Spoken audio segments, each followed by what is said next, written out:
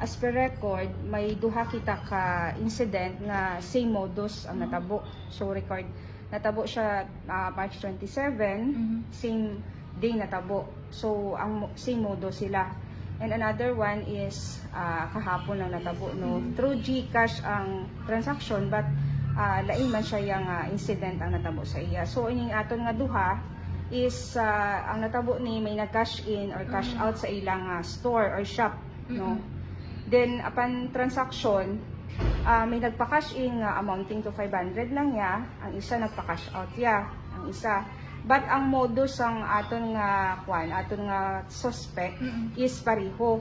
And ang identity nga gina-mention sang aton nga complainant is the same. Oo, lalaki, accordingly sa aton complainant. Yes, oo. Mga bata siya, around mga 20s ang edad, no? So ang natabo da is nag-transaction ya mapakash in a small amount. Kinatingala sila yang dako ya ang naiban sa ilang GCash account, which is ang una is amounting to 30,000 and another one is 44,000. So natingala sila nga amo to bala ang natabo. So wala kay takabalo kung ano nga focus bala yang ginhimo sa aton nga suspect para ma-transfer ang mga amount na ina. Based sa statement, ma'am, it mga victim ta, ano pa no pag-approach kan it suspect? Ag paano nga nahabuo do dayang kantidad ginbuo do cellphone it mga biktima ang amount anong pinindot or nag-transact, ma'am? Wala man, bali sila man mismo nga mga mga owners ng bala sang phone nga ina nga nag-transfer money through GCash.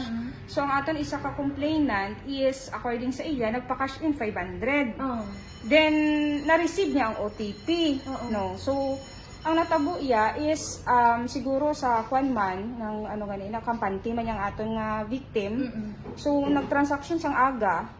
Natingala siya nga pag-check niya sang hapon bala, hindi niya 500 ang naiban sa iya nga GCash account, which is 44,000 ya ang naiban. So, muna man gani ang big question bala sa aton nga complainant at the same time sa aton sa PNP, how come nga may amusi nga bala nga mga modus nga paano nga na iban ang 500 to 44,000. May ano rin naman, no? May mga buo nga CCTV nga ron, no? Ginapicturan, anong reference number siguro, no? Ginapicturan.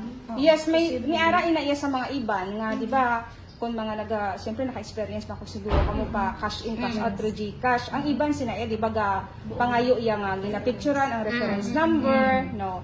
So ini ato isa ka victim, wala sa ka-picture sa reference number. Ang isa naka-picture siya. Ang isa ni naton ining nabuulan sang around 30,000. So ang iya naman niya case is nagpa-cash out.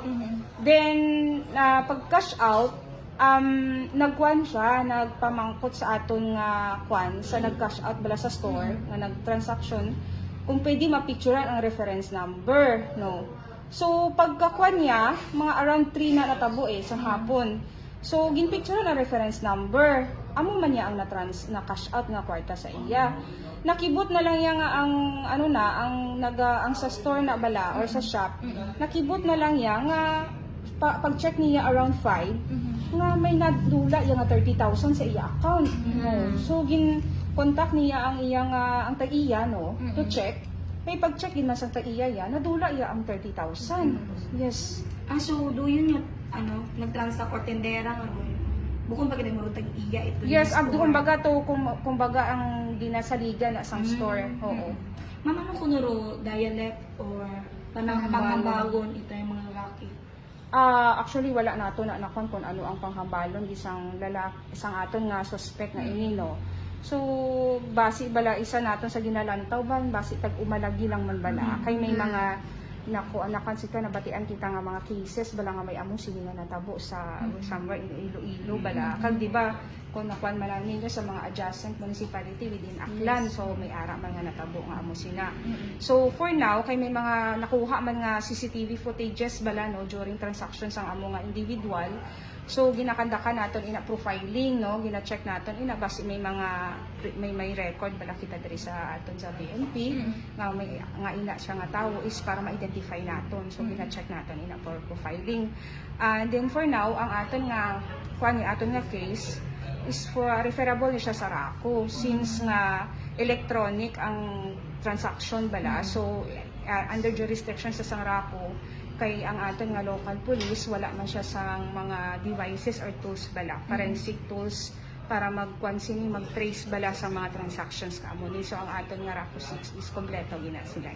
For awareness, ma'am, ano ro description ito yung suspect? Ay medyo sang katawo man ang ro ginatumod. Ito yung mga complainant pangaraman. For now, wala pagkikita sang kwan nga description sang suspect, no. So ma-update galing kami in kaso nga may update kami sa among nga key. So for now gina-kwan pag ginaton, gina-trace up pag ginaton para makabulig man ta bala sa aton nga mga biktima nga nadulaan bala sa medyo dako ginaabi nga amount na kung imo na kanon. Wa katat na backtrack ma'am nga pattern ang nata nga halimbawa nag-strike one time big time nata sa dayang lugar and then masaylo mata sa ibang banwa abi man naman. Wala pa man kita subong sang na-track no regarding sa sina. So ang aton subong duha pa man lang aton recorded incident nga nag-report diri which is separate siya nga kwan nga barangay within Kalibo, pag separate siya nga store or shop. So for now, basi may mga ara pa bala sa aton nga mga tagpalamati nga nabiktima man but wala pa siya ka-report. Pwede ginila diri i-report sa aton Kalibo Police Station para at least bala ma-check naton kung may pattern gin man lang aton nga suspect nga nagahimo sa amo nga illegal transactions. Ma'am, may na-mention nga rong ginasendan i-transaction hay paadto sa Singlife. Na verify naton da ma'am ano ro Singlife nga ra or minatuod gid ma'am kasi nag-change man ang bagat pangalan agin pangalan sa Singlife nga ra ma'am. Actually, according din man sa aton nga kwan, aton nga victim or complainants amo ni siya, but we are checking no kung ano ni siya kay based sa aton man mga pag-check is do insurance ni siya. But we cannot kwan gid hindi naton ma-confirm gid bala. So amo na gani nga hambal ko hindi naton makuan gid ang transaction kay tungod kung kumbaga limited lang man ang kwan sa aton local police, so ginaton siya i-refer sa ating nga RACO for further investigation. Paano man naton mapailan do yun karon niya suspect no ay dirang bago naton sa tag-iya ukod sa mga biktima nga nasandagin man do dahil karang nga suspect, pero sa ngalan abi ma'am nga GCash at diyong day ay bukod yamang ita do yun niya mga suspect do nagpa-cash out nga naman. Yes, no. So may mga protocols nga ginasunod no with regards sa aton nga sa investigation man sa aton nga RACO 6. So dira naton mabalaan kung ano ang makuan sila with regards sa ginkantuan bala nga accounts.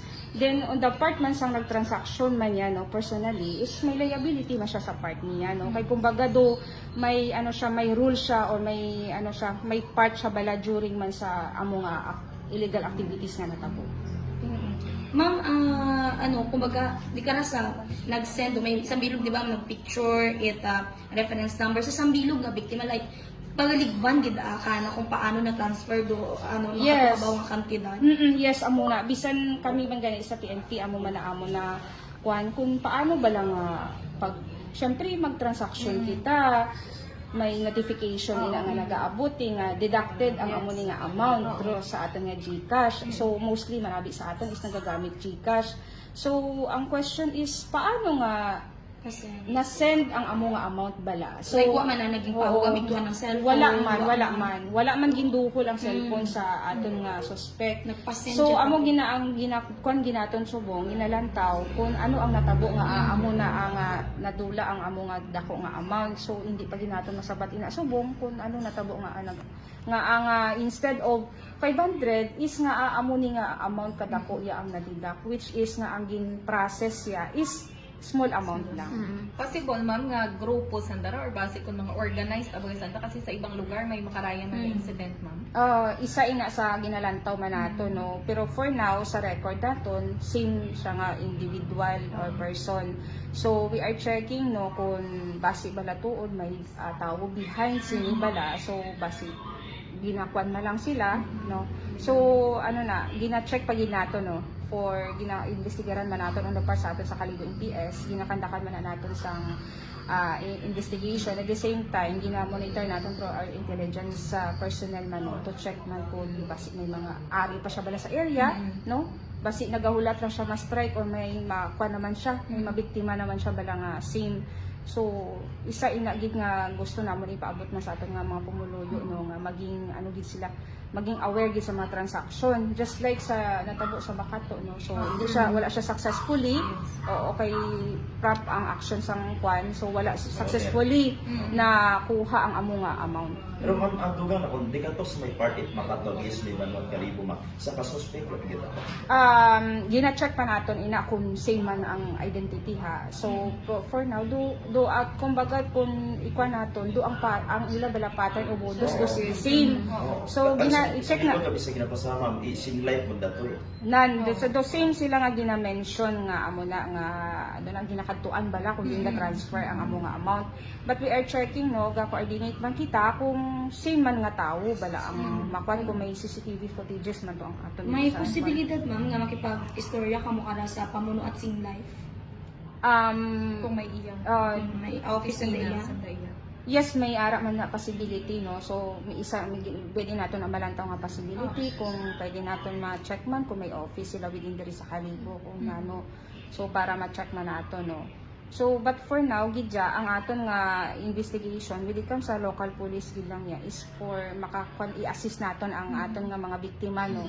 So isa abi ang sa pagpa-blatter nila, isa inaabi sa pwede magamit no kung i-refer natin sila sa RACO for further investigation gidya nga ma-check gidya ang mga IP address na gingamit or ang account na sa GCash kay ang aton nga RACO amo lang gid ang may mga tools bala no digital or forensic tools na pwedeng mag-check ina kag mag-background kag sila na ang may liasoning when it comes sa ating mga telecommunications sa mga digital ka electronic transactions natin. So, vulnerable ka ra ma'am, hay tag mga store nga gapa cash in, cash out. Yes, isa ina no. So syempre damo man mga outlet sina no, syempre pangbulig man sa ila pangabuhian no, kuan man no bisan tigamay lang nga ginansya no charge nga makabulig-bulig man sa ila pangabuhian nagakuan man sila mga outlet sa cash in cash out. Galing syempre may mga tawo gid abi nga gusto magdisbentaha bala kumbaga. Oo.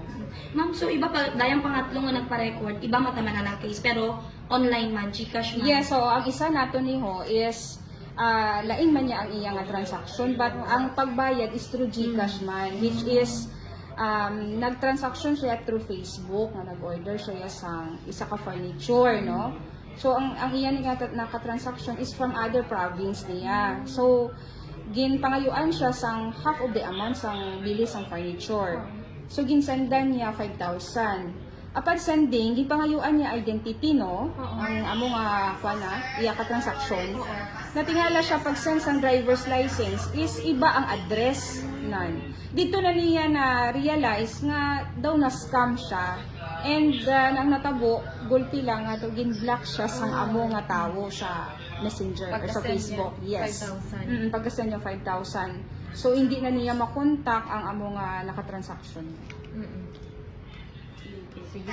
Ma'am, imo siguro ma'am nga mensahe sa mga reminders man basi kung may iba pa gitabang na biktima. Yes, oo. So, gusto lang man namon ipaabot no sa aton mga pumuloy diri sa Kalibo, sa mga adjacent municipality no, and other places man also basi may mga nabiktima man in behalf man sa amon nga Chief of Police na Police Major Francis C. Andrade. So, isa ginauna-una naton i-check is ang legitimacy ba lang nga ginatawag naton sa mga transaksyon. Kung lehitimo ang transaksyon naton nga ginahimo, i-check na naton una-una. Hindi kita mag-transfer sang kwarta nga hindi man naton ma-check kung legit o hindi ang katransaksyon naton. At the same time no, reminders man hindi naton pag-i-share ang mga OTP, PIN naton no, kang mga personal information naton especially kung hindi naton kilala ang mga tawo. Kay wala kita kabalo kung anong mga focus no, ginahimo nila nga amo ni ang natabo sa aton mga biktima. So isa ina. And the same time no, ang kwarta nga ina, yung pangabudayan tuod naton. So ina iya bulig na iya sa pangabudayan naton. So ang hidahimo abi sa iban is magdisbentahan no, easy money. So amo i-check naton, hindi kita mag-transaction kung hindi naton ma-check kung lehitimo o hindi ang amo nga ka-transaction naton.